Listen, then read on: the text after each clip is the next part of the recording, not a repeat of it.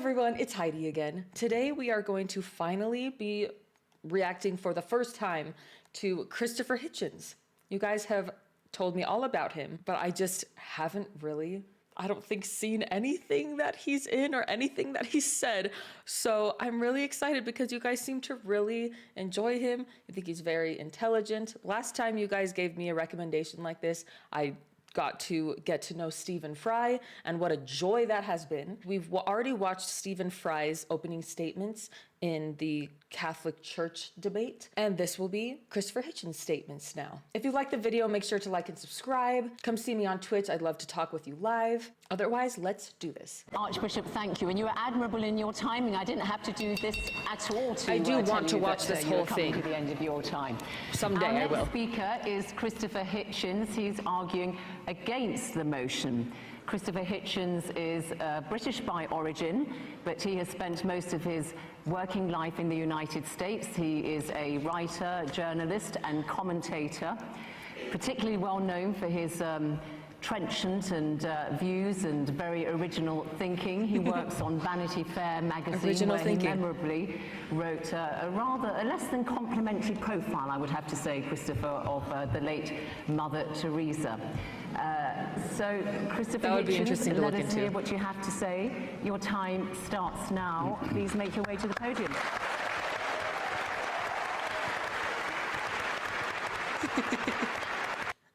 Okay, just initial thoughts and reactions about this guy. And I'm sure that he has to deal with this a lot. I love how he kind of has to listen to what she's saying, but pretend that he's not really listening. He's kind of like, let me take a sip of water, let me adjust something. Because it's really awkward to have somebody talking about you when you're in the room. So that made me laugh. But I do like what I hear when she's introducing him about his original thinking. I think that's really cool, and what an amazing thing to be known for. I think we might expect a little more sternness, maybe a little more seriousness in speech versus Stephen Fry, who's usually very, I don't know, he seems so friendly and he seems so comfortable to be around. Christopher Hitchens already intimidates me a lot more than Stephen Fry has in the past. So I'm interested to see when he starts talking if I still feel that way. Let's continue. Like he's not here to mess around.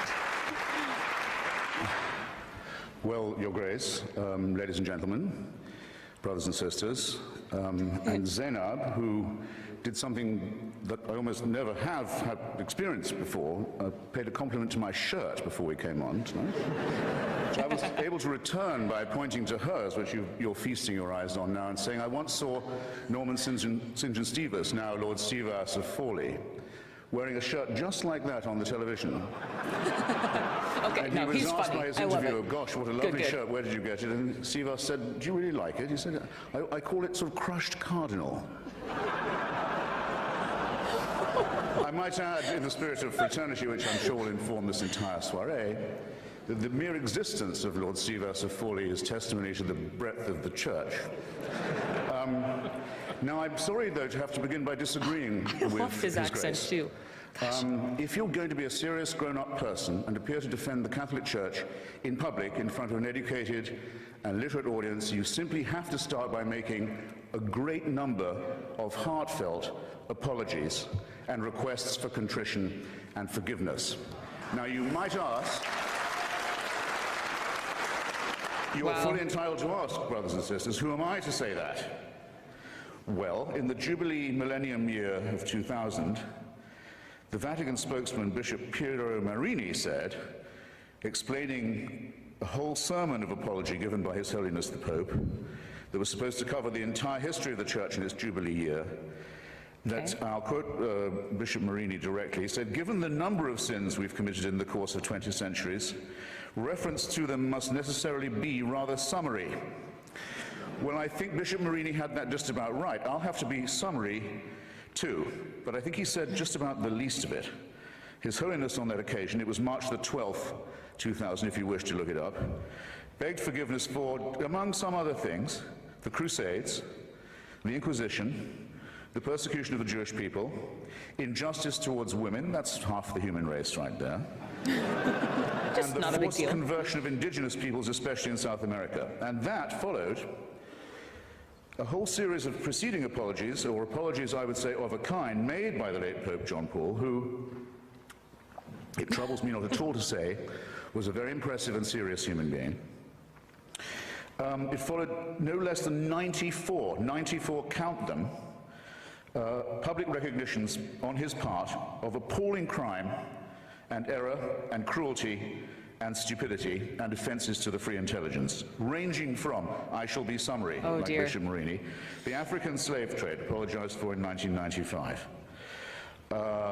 The admission that Galileo was right about the relationship between the sun and the earth and other orbs, which came in 1992, one might add. No, I won't say, it's too easy to say better late than never. Here, I said it. To violence and torture, legalized torture. Torture was legalized and institutionalized by the Roman pontiff during the Counter-Reformation. That came in 1995. Oof. That's something that I should probably learn more about, actually.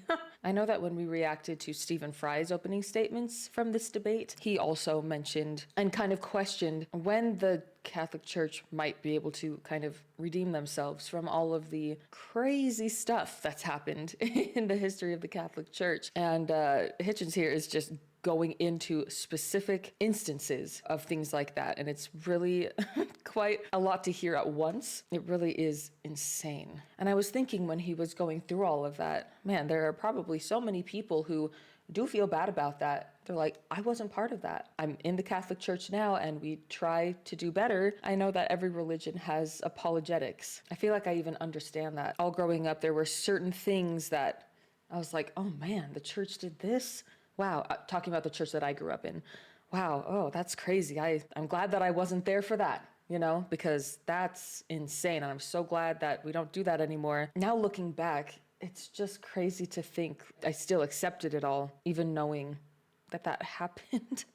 Anyway, so I'm interested to see where he goes with this and what else he has to say, but that's my initial thought about that, so.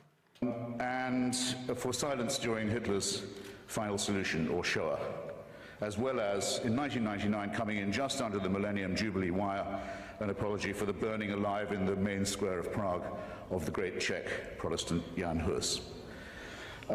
Since that big fiesta of forgiveness that began or culminated, I might say, in 2000, fiesta of forgiveness, fiesta of asking for it, the papacy is also asked to be forgiven for the sack of Constantinople and the massacre of Byzantine Christianity in April 1204 as part of the Fourth Crusade, the anathema on all Eastern Orthodox Christians as unbelievers, heretics, and people dwelling outside the health of the Church was lifted only in 1964. I call your attention to that. Not that long ago. He also expressed sorrow about the murder and forced conversion of Serbian Orthodox Christians in the Balkans during the Second World War. And it doesn't end there. There really are smaller not that long ago. but significant, equally significant, avowals of a very bad conscience. These have included regret for the rape and the torture of orphans and other children in church-run schools in almost every country on earth, from Ireland to Australia. And I'm pleased to see that due reconsideration is now being given, and may in fact have been given, to the hellish, I choose the word carefully, doctrine of limbo, St. Augustine's cruel and stupid disposal problem solution to a non-existent problem, that is to say, the destination of the souls of unbaptized children. Up until now, Catholic parents have been taught that's where their unbaptized children went. Wait, a form of torture that's sometimes worse than the physical. Now it seems that this piece of Augustinian sadism is undergoing reconsideration as well. But remember, this is from a church that, on the whole, cannot err. So what do they teach now? If they used to teach that unbaptized children would go to limbo, what did they change it to? He said that they changed it, and he didn't include what is now being taught. Do you guys know about that? Because that is pretty horrific. That's something in the Mormon church that a lot of people have been drawn to. In the Mormon church, they teach that children aren't accountable until the age of 8. And then that's when they get baptized. So if you have a baby and they if something happens and they die before being baptized, they have nothing to worry about and you have nothing to worry about. So that's a little more humane of a teaching, I guess. But 8 years old is still pretty freaking young to decide whether you're going to commit to following God and making it into heaven or nay. Improvement, in my opinion, still not fantastic. We still await a more direct admission. For example, I would give some suggestions of my own while we're at it. I would like them to take back the Concordat made with Adolf Hitler, the first treaty he ever signed, giving the church a monopoly over education in Germany in exchange for the dissolution of the Catholic Centre Party, to give the Nazi Party a clear run. I'd have apologized for the Lateran Pact with Mussolini, myself, also the first treaty ever signed by that fascist dictator. I would also think I'd want to reconsider the fact that Father Tiso, head of the Nazi puppet state in Slovakia, was a priest in holy orders. That the Croatian fascist puppet state, the Ustaša state of Ante Pavelić, was also operating under full clerical protection and disguise, as was the regime of General Franco and the dictator Antonio Salazar. And I really think I would beg forgiveness for this. I don't think the German church should have asked Hitler's birthday to be celebrated from the pulpit every year until he died. These are very serious matters, and they're not to be laughed off by references to the occasional work of Catholic charities. But I draw your attention not just to the apologies, ladies and gentlemen, but to the evasive and euphemistic form that they take. Joseph Ratzinger, the current Pope, considered by some, by Catholics, to be the Vicar of Christ on earth, says of Indians, of the Indians who were massacred in the course of conversion in Brazil, after the apology had been made to them, he said, nonetheless, it must be remembered that before we came to convert them, they were silently awaiting the arrival of the church. I don't think that's a very genuine kind of apology to you. In his comment, one of the few he's made on the institutionalization of rape and torture and maltreatment of children in Catholic institutions, he has said, it's a very severe crisis which involves us, he said, in the following. In the need for applying to these victims the most loving pastoral care. Well, I'm sorry. They've already had that. So and loving. to say that this is the responsibility laid upon you by the horrific admission that you've already had to make is not accepting responsibility in any adult sense. When I say child abuse was institutional, how dare I say so? How can I prove it? How can I prove such a thing? Well, I'll ask His Grace, and I'll ask Anne Widdecombe. Where is Cardinal Bernard Law now? Where is he? Where is the Cardinal Archbishop of Boston, whose resignation was indignantly demanded, finally, by 50 members of the Church and by the whole laity of Massachusetts, who also demanded his prosecution for the promotion and protection and covering up and apology for and defense of people whose crimes against children are too revolting to specify. And he's not in the jurisdiction of Massachusetts now, as perhaps you know. He's the Supreme Vicar of the Church of Santa Maria Maggiore in Rome, personally appointed by the Pope to that as well as many other important sinecures. And in 2005, this man, a fugitive from justice and from complicity in the filthiest crime that it's possible for a human being to imagine, was one of those voting in conclave to decide who the next Vicar of Christ on earth will be. I don't know. I think I'd like to hear a bit more shame about this. I think I'd like to see a bit more confrontation with the reality of the business. That's crazy. I was definitely expecting, like, oh, he's not in jail or something like that. But to hear that he's in, and to be fair, I have no idea who this person is. Who knows? I'm just going based off of his word. But to hear that this same person is back into a very, very high point of power, I wasn't expecting that, and that's pretty messed up. You have to wonder what the people debating for the Catholic Church are thinking about this. What would they have to say about this? And I do wonder if they talk about it in the full version, which I really want to watch. So I'll probably watch that here in the next few days so that I can get the full context, because I feel like I'm always missing that. And I always learn a lot more about the debate after I watch the whole thing, obviously. But let's continue. Now, this is a a serious question, as I've said, and Whittaker very often, rightly, in my opinion, attacks the climate of moral relativism and of anything goes that can very well be the handmaiden of postmodernist hedonistic culture. I very often am glad that she points these things out. But the rape and torture of children is not something to be relativized. It's not something to be excused as a few bad priests. It's certainly not to be excused by the hideously false claim made by some Catholic conservatives that this wouldn't have happened if queers hadn't been allowed into the church. I'm sorry to say that queerdom in the church is an old story too. Is that a thing? And it's worse. It's much worse than pornography, and it's much worse than bad language on TV. And it's the crime that cries out for punishment. It's the thing that if we were accused of on this side of the house, we would die rather than admit. And if we were guilty of it, would kill ourselves. And it's the one thing the church has decided to excuse itself for under this papacy. The same euphemism comes in the term some Christians that is used in all the apologies about the Crusades, the Inquisitions, the anti-Semitic pogroms, and all the rest of it. It says some Christians fell into error. Some Christians allowed themselves to be deceived in this way and to act against the gospel. Well, anti-Semitism was preached as an official doctrine of the church until 1964.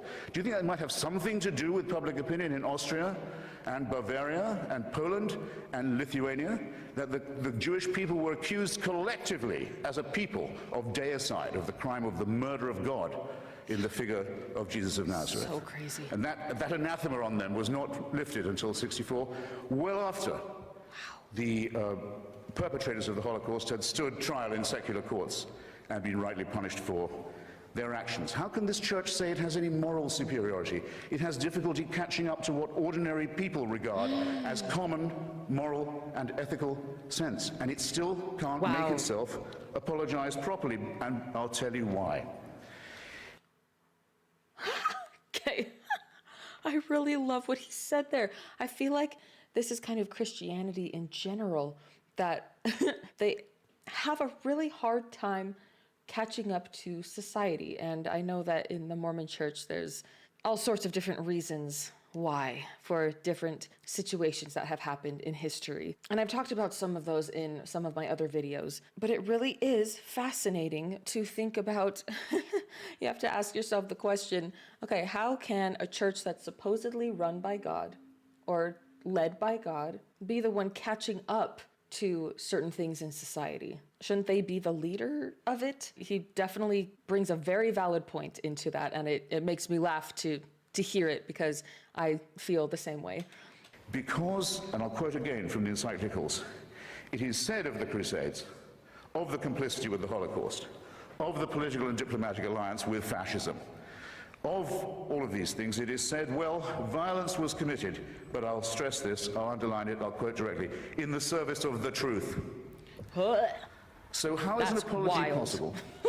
How is any understanding or undertaking or firm purpose of amendment to be allowed when the original sin, so to say, the radix malorum, the fons et origo, the problem in the first place, is the belief on the part of this church that it does possess a truth that we don't have, and it does have a God-given right, a warrant, a mandate of heaven to tell other people what to do, not just in their public, but in their private lives. And until that is changed, till that fantastic and sinister and non-founded claim is changed, these crimes will go on repeating themselves, being partially denied, partially admitted when it's too late to do anything else, and covered up.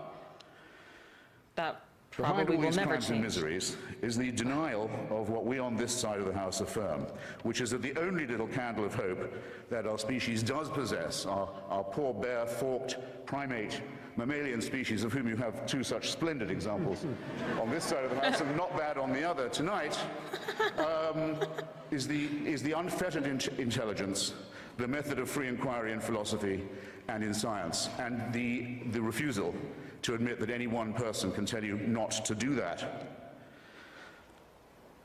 It's the one thing I might say, I think, is, if not sacrosanct or sacred, is, shall we say, essential.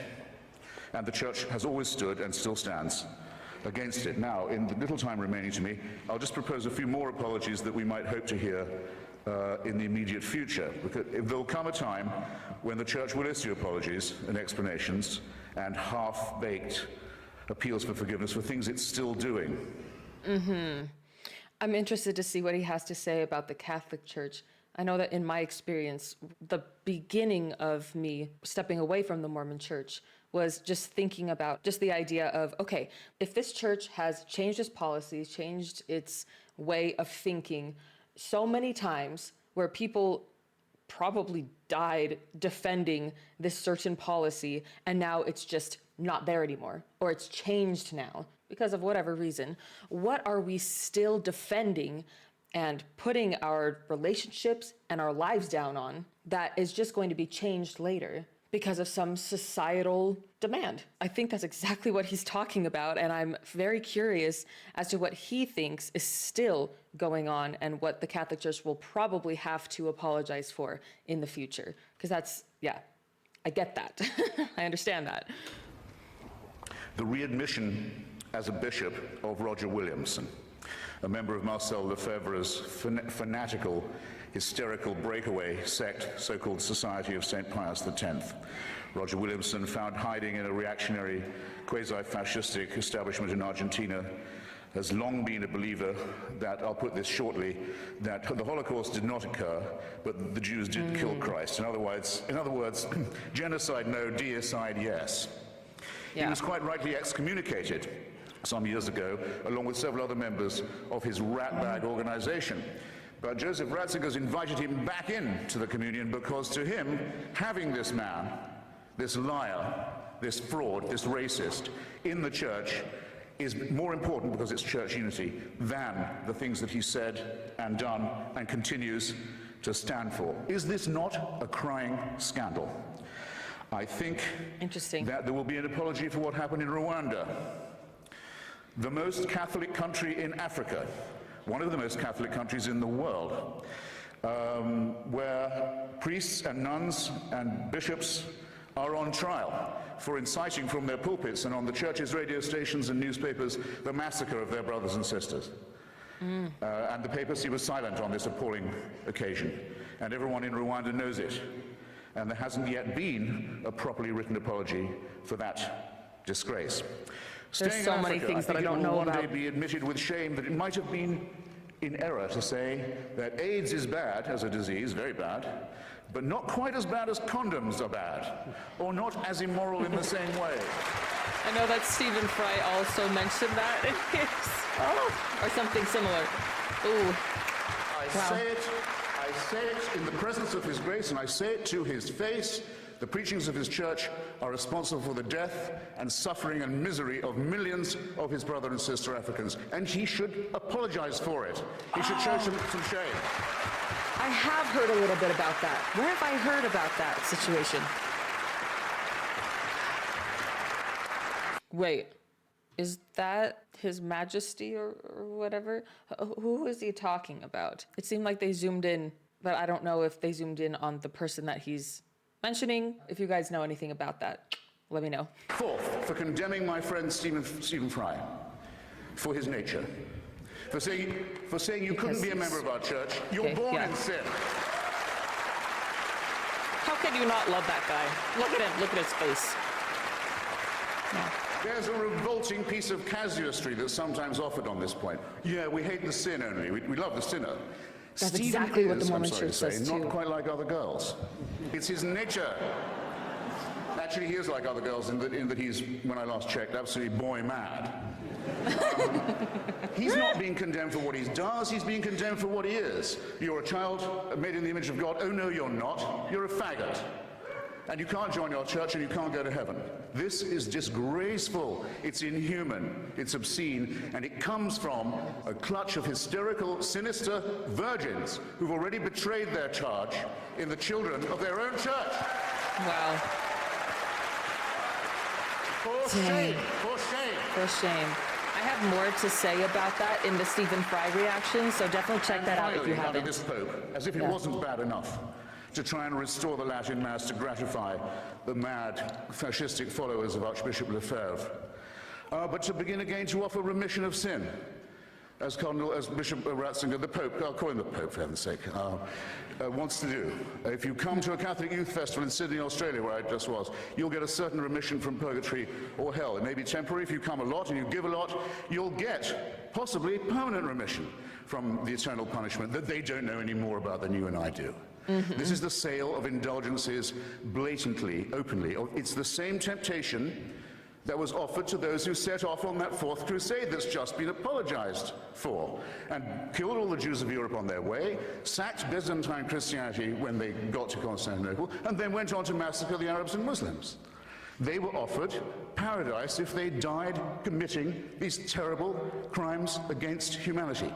But if you see what I mean, therefore, the stimulus to crime, the impetus to crime, the belief in certainty, the belief that a divine warrant entitles you to do whatever you like, is the sin that must be cancelled, that must be annealed, that must somehow be apologized for. Now, I don't wish any. That's perfect timing. I don't wish any ill on any fellow primate or mammal of mine, even if this primate or mammal claims to be a primate in possession of a secret that's denied to me.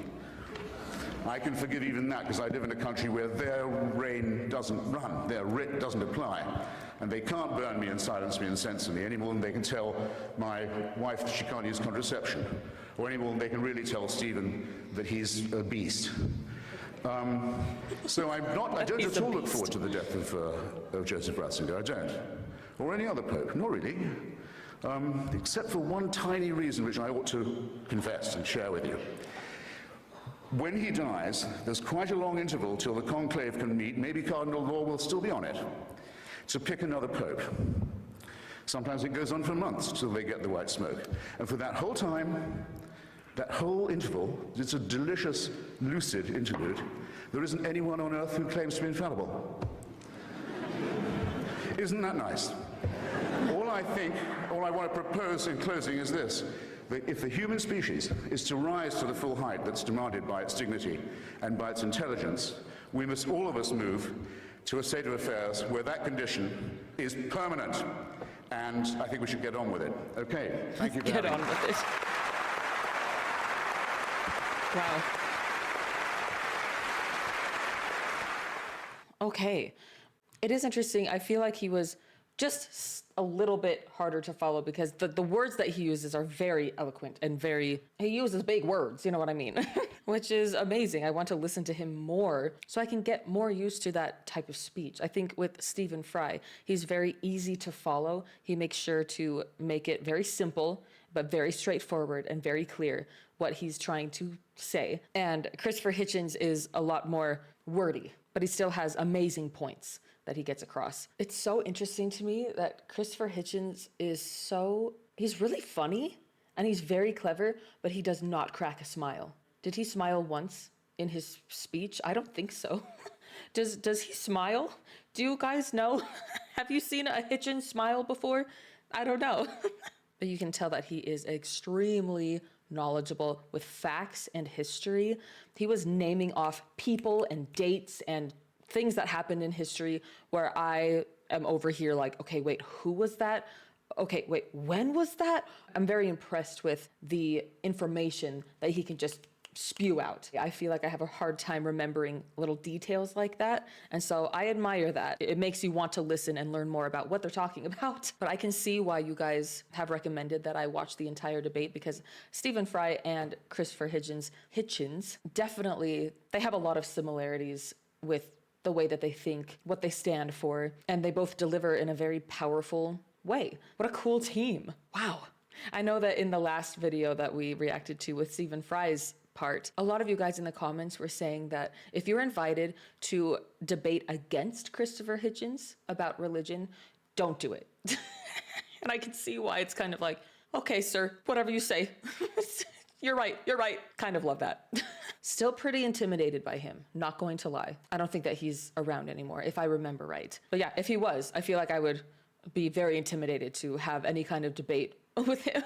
It would be interesting to have a discussion, but I feel like I would just be saying, okay, just say more stuff. But anyway, thank you for introducing me to Christopher Hitchens. Very, very interesting character. Thank you for watching with me, and let me know what else I can be watching, if there are any other Christopher Hitchens videos that would be good for me to watch, and I will see you in the next video. Bye, guys.